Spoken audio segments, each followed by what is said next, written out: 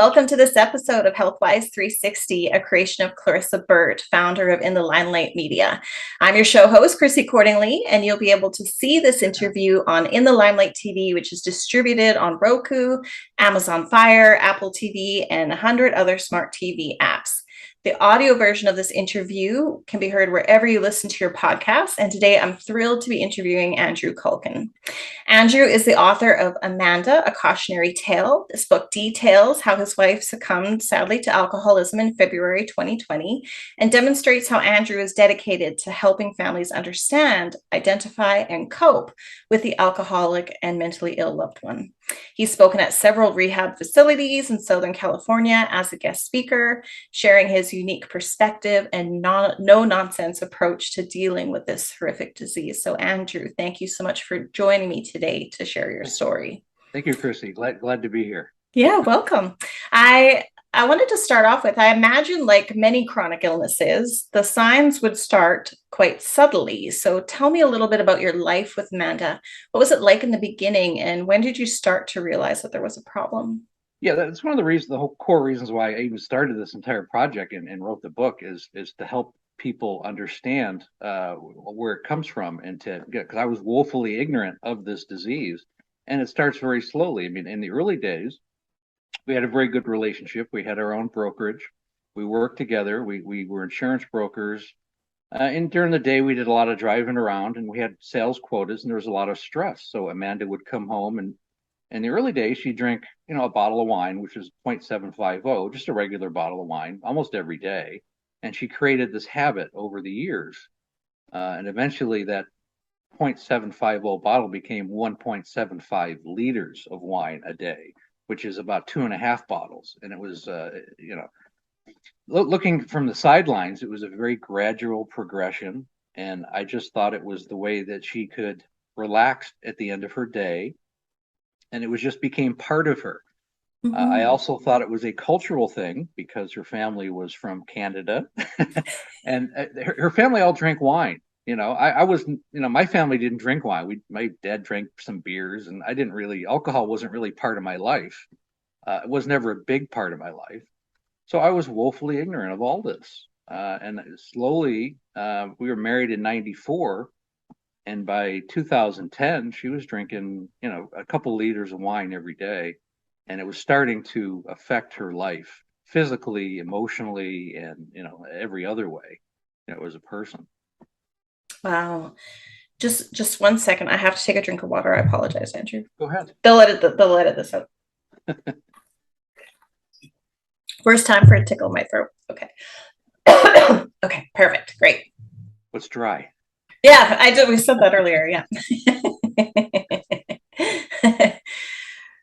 So yeah, that's really interesting. I am Canadian, so I kind of giggled a little bit when you said, well, she's from Canada, she drinks it. But wine is actually quite socially acceptable, right? And there's even some doctors or medical people that will even say a glass of wine is good for your heart. So a glass is good, right? A glass, a glass a day is good for your heart. Not a glass. Yeah. So back to the seriousness. So how did that really start to affect your relationship going forward once you started noticing the incremental changes over time? Well, I mean, initially I was always concerned because I knew that drinking that much volume of alcohol is going to have an effect on your body. I mean, it had affected her weight. She gained quite a bit of weight as a result. She began to get into car accidents. She flipped the truck over when my son was about 5 years old. We had an F-150, and she flipped it over. It was a rainy night. She flipped the whole truck upside down. And luckily, she was able to get away from the scene and get back to our house. And I went to the scene, and somehow she got away with it. She was definitely liberated. That was one of the first real big telling signs that this was out of control. The fact that she was going to the grocery store on a rainy night by herself and didn't tell anybody. But how it affected the relationship, it affected it in every way. It becomes no longer a husband-wife relationship. It changes the whole dichotomy of the relationship. I become her overseer. to some extent. I mean, you have to manage someone. You get to the point where you're spending all your time managing these person, making sure she's not getting in her own way. I had to protect Amanda from herself, and make sure she wasn't, driving. I had to hide keys. Eventually I had to hide bank accounts, ATM cards. I had to remove her from any element of being able to get alcohol. And that became a full-time job, and it became more of a father-daughter relationship almost, which is sad, you know. And it affects the friendship. The friendship dissolves, and you're just trying to maintain a family.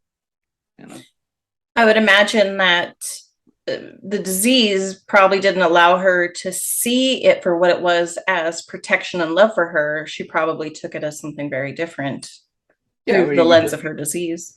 Right. You build up resentment. I'm sure on her side, it was resentment. You're trying to control me. I'm trying to protect you from yourself.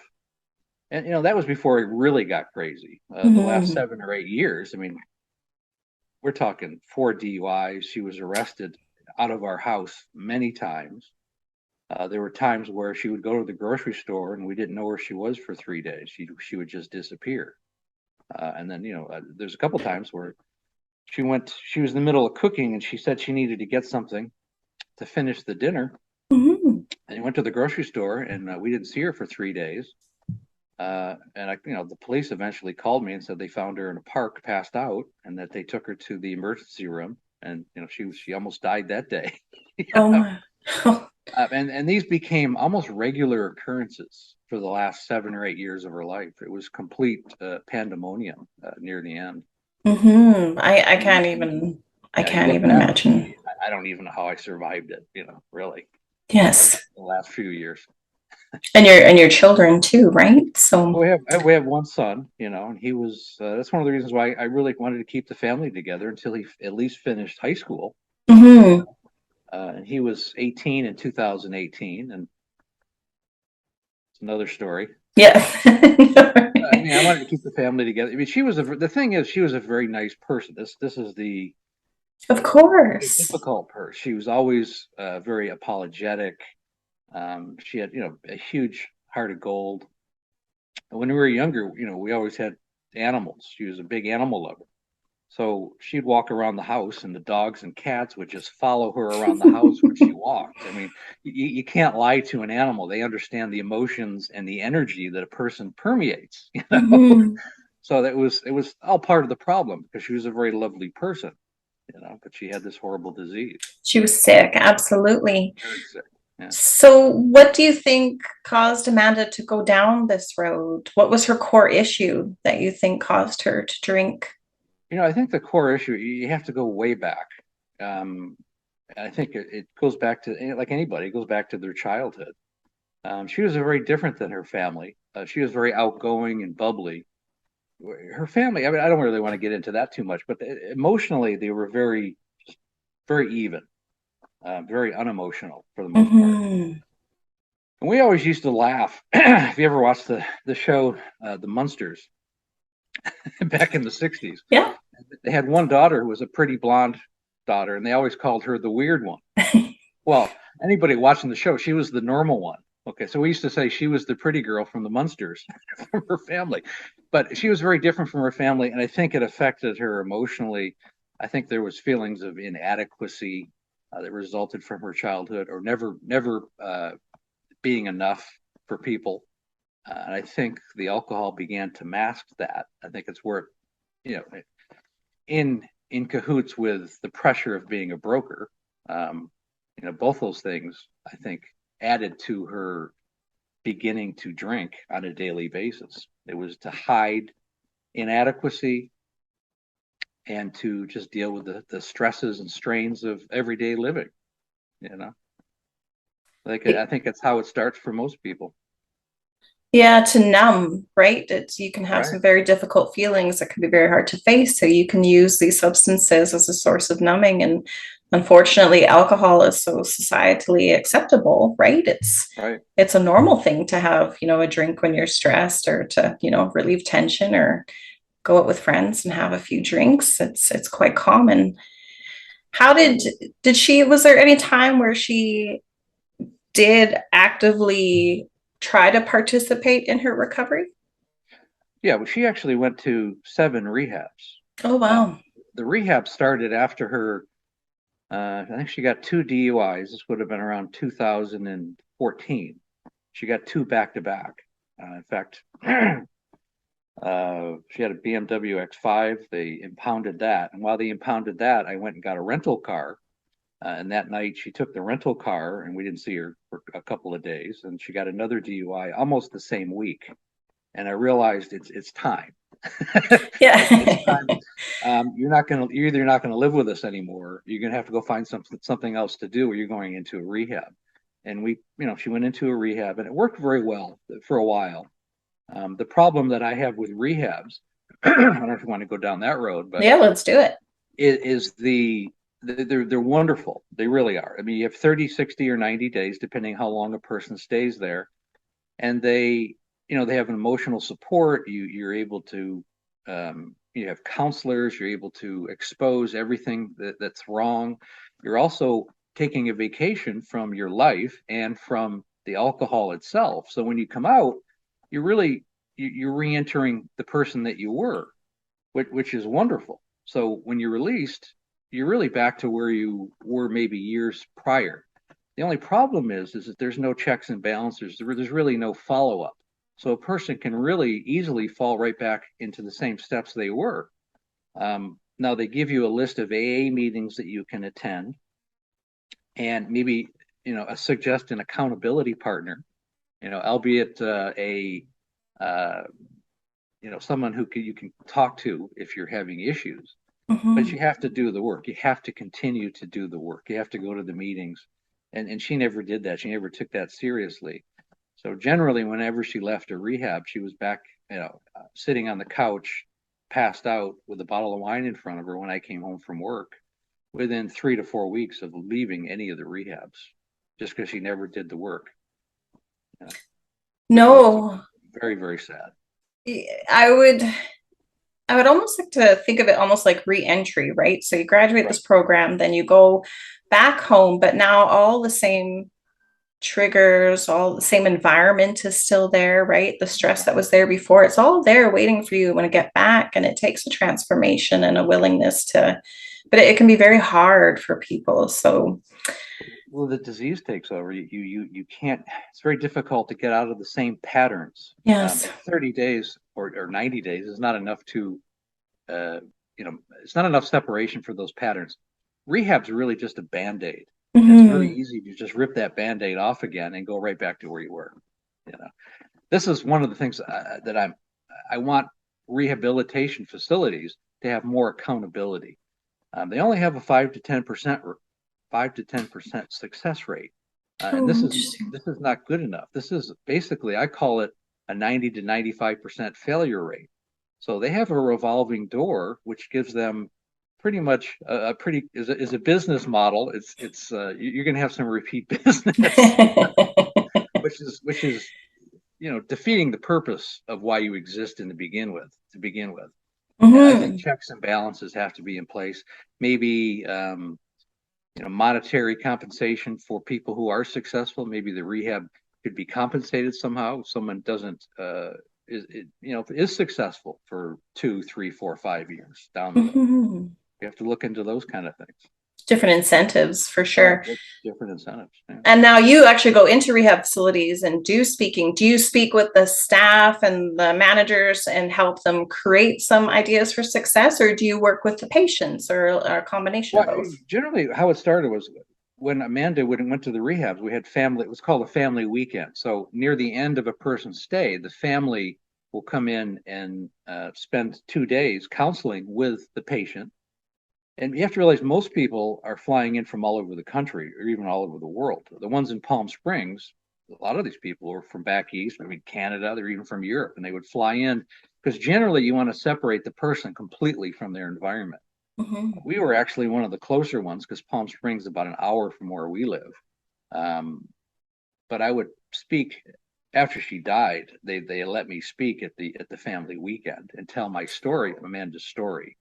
And then from there, I spoke at a couple other local ones, and then one of the outpatient facilities that she was at for about 6 months. I spoke there, I think, 3 times. But then I wrote the book, and I'm doing podcasts, so you have a much bigger audience than maybe 40 or 50 people. I'd much rather be able to speak to 40 or 50,000 than 40 or 50 people. Oh, definitely. But I'm sure you had an impact on people you were able to directly connect with as well. It's a different type of connection for sure. Absolutely. So how do you think your wife's story, like, how do you feel about that and sharing the story? How do you feel it helps other alcoholics and other families of alcoholics?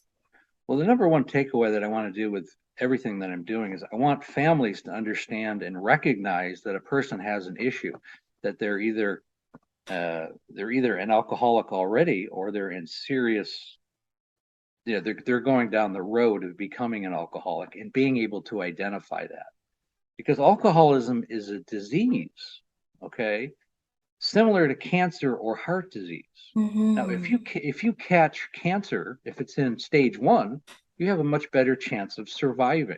It's the same thing with alcoholism. If you catch somebody who's in the early stages, they have a much better chance of recovery. It may be someone is drinking because of a situation. Maybe somebody died, or they had a divorce and they're drinking because of that. Well, they have a much better chance than somebody who's been drinking 2 liters of wine for 10 years. Amanda, I would say, by the time we started sending her to rehab, she was already in stage 4. The chances of her survival, looking back, were probably less than 5%, which is similar to a cancer patient who's at stage 4. It's very similar, and you can equate those 2 diseases in very much the same way. The earlier you catch someone, the better chance they have of survival. It's better for the family. It's better for the loved ones. It's really, when someone's an alcoholic, the whole family is an alcoholic. Okay. It's not just the alcoholic that has the disease. The whole family is suffering from this disease, especially when you have a close loved one, like a child or a wife or a spouse. It's affecting everyone in that family. Can I ask, if it's not too personal, how did her story finally end? Well, she died. Yeah. How she was in her 7th rehab, and my son, I dropped him off at college that fall, and we went through Christmas, and my son was in college, and he was no longer living with us, and that was the breakoff point for me. I was ready to get a divorce, and I was explaining to Amanda that I could no longer be in this situation. So I mean, she was just completely out of control drinking. So I said I dropped her off into a different rehab in Los Angeles that we'd never been to. I wanted to get her as far away as possible, and I'd really had enough at this point. It was beyond imagination. She was there one day, and there was a 2-story building, and she fell down 2 flights of stairs, and broke herself up internally. She was in the UCLA Medical Center for 4 weeks in ICU. I mean, her bill was over $2 million. Oh my goodness. I mean, so alcoholism affects a lot of people, but her demise was just atrocious. I mean, she went through a horrible, horrible death, and horrible pain. She was pretty much in a coma the last week, and then we just called it. Her blood pressure was so low, they said there's no point in continuing. I go, that's kind of what I told you a couple of weeks before, but it was a very sad ending, to a person who was a very bright light at one time. Very bright light. Absolutely. And I'm sure that bright light was still in there, and at least now she's free. It's just sad to know that she suffered so much, and she was really lucky to have you in her life. So now that we have hit sort of this pandemic, and I know, restrictions are changing every day, but the pandemic still is definitely a cause of stress, and it has created issues with economy and all sorts of different things. So how has the pandemic created larger issues with alcoholism and related mental health issues? Well, really, since 2020, and Amanda died in February of 2020, the pandemic the shutdown was literally the week after she passed away. So, Wow. so there's been a 25% increase in alcohol-related deaths since 2020, March of 2020, because 25%. 25%. Wow. That's death. So the normal rate is about 140,000 in the United States. This is just the United States. So 25%, we're losing almost 200,000 people a year from alcohol-related deaths. That doesn't even include all the other issues, bodily issues, liver cancer. That's up by 20 to 30%. It's also going to affect the next generation because there's so many people. There's such an increase in alcoholism. There's a 2.5% increase in alcohol sales, which is unprecedented. It's the most increase in alcohol sales since the end of Prohibition in 1933. Hmm. So the population is drinking incrementally more, and incrementally more, we're having more deaths and more, disease-related things to alcoholism. And this is an issue. And it's only going to get worse because it destroys families, and people who live in alcoholic families tend to, it tends to follow. It tends to follow into the next generation. Mm-hmm. Luckily, just to make a kind of a side thing here, is my son is very anti-drinking. He doesn't drink. He doesn't do drugs. On his 21st birthday, his friends gave him a bottle of Jack Daniels.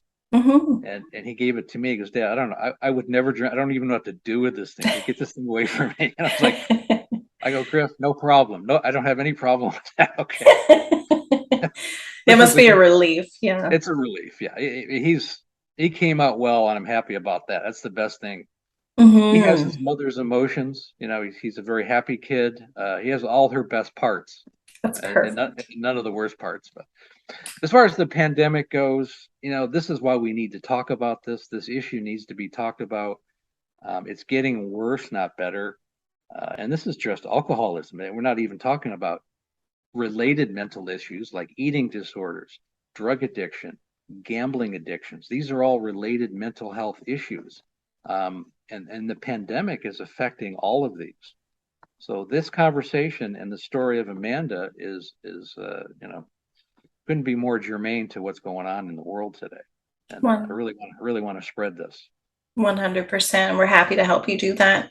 Sure. Before we finish, I would love for you to share maybe if someone is trying to come to terms with their own alcoholism or noticing the signs of alcoholism in their family or with their loved ones, what should they be looking for? What advice might you give them to sort of start that journey towards healing and recovery? Well, the first thing you have to realize, either a person in themselves or the people around them, is the habit. If you're drinking, for women, it's like 7 drinks a week. If you're drinking more than seven, not bottles, but just drinks, you're you're having an issue. The first thing you can do is either go to an AA meeting if it's not too crazy, if you're not Mm-hmm. too out of hand, but you need to start going to AA meetings because that's recognized as the number one best way to really handle this disease. If you're chronic and you've been drinking for a number of years, it's time to go into a rehabilitation facility where you need a 30-day break from it and you need to get your family involved. So often we see these interventions. There's a show on television on cable Mm-hmm. channels, the intervention, and they finally get their loved one in a room and they say, we're going to take away this and we're not going to give you any money. You're not going to be able to live with us anymore. Families need to do that. The biggest problem and when I speak at rehabs is that families are the biggest contributor sometimes to that person's alcoholism because they're enabling that person. And there's a lot of issues like codependency. I'm sure I was codependent. I mean, sometimes it's easier just to give the person alcohol, Mm-hmm. rather than dealing with a lot of drama, you know. And it's a double-edged sword, because you're solving that day's problems, but you're making life harder for yourself and the person ultimately. Mm-hmm. So we have to stop being codependent, and we have to stop enabling people.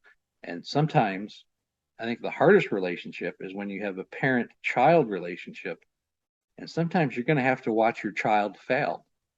And that's really the best gift you can give them is, you have to cut them off and you have to let them figure their own life out. Because if you keep giving them money and a place to live, you're not helping them. You're helping them with the disease.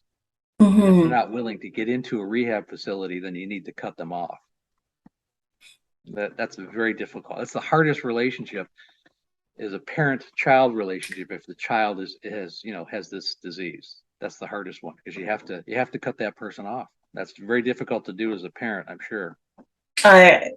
Yes, absolutely. And there is that saying, right? Like sometimes someone has to hit that rock bottom before they can fight for their lives, right? But it does have to come from within. That's where real healing and transformation comes from, is when they're ready inside. But if they have the support in the right environment, and there's other resources as well for families of alcoholics. There's Al-Anon, right? Which can help with, yeah. There's Al-Anon, and that's really it's nice being around like-minded people that have had that shared the same experience. That's a healing process. Yeah. My son and I didn't really go through that. I think my Al-Anon was just writing this book and being able to talk about it and share it with other people. I have a Facebook group, and I put excerpts of the book in there while I was writing it. Some of the people knew Amanda, and I think that helped myself. Just being able to heal and talk about it, and to make an attempt at helping other people that are going through this issue. I think I think I created my own Al-Anon. I wouldn't suggest everybody do my route, but yeah, Al-Anon is definitely good for families. You definitely need that. Perfect. Because especially when someone passes away, there's a lot of emotions that happen when someone passes away from this disease. In Amanda's case, in a lot of ways, it's sad to say, but it was a relief. It was a relief from a lot of stress and just drama and craziness. It was a circus like I couldn't even believe. And in a lot of ways, it was like somebody handed my life back, and my son's life back, because we no longer had to deal with this. And to get to that point is, it's kind of sad. And I don't want people to have to get to the point that I had to get to. I want that to be prevented before we get there. Absolutely. Absolutely. It would have been a very bittersweet type of moment, definitely. And I can see that would be a very complex emotion to have. So I really appreciate you sharing so openly with us. Where can everybody find your book? Well, it's coming out. You can find my website is Amanda CautionaryTale.com. They're doing pre-orders on that. I also have on Facebook, it would be Amanda A Cautionary Tale. You can join the group. I have excerpts. We talk about what I'm doing. I'm working on a TED Talk right now. Hopefully we'll get that. And I really want to do that to promote the book and to promote this whole idea of prevention. Absolutely. Those are the best places. Good for you. Well, congratulations on taking something that was so tremendously tough and hard and challenging, and turning it into hope for others, and providing helpful advice and guidance to people that really could use it. So you are very much appreciated, and thank you again for joining us on the show. All right, well, thanks so much, Chrissy. Thank you.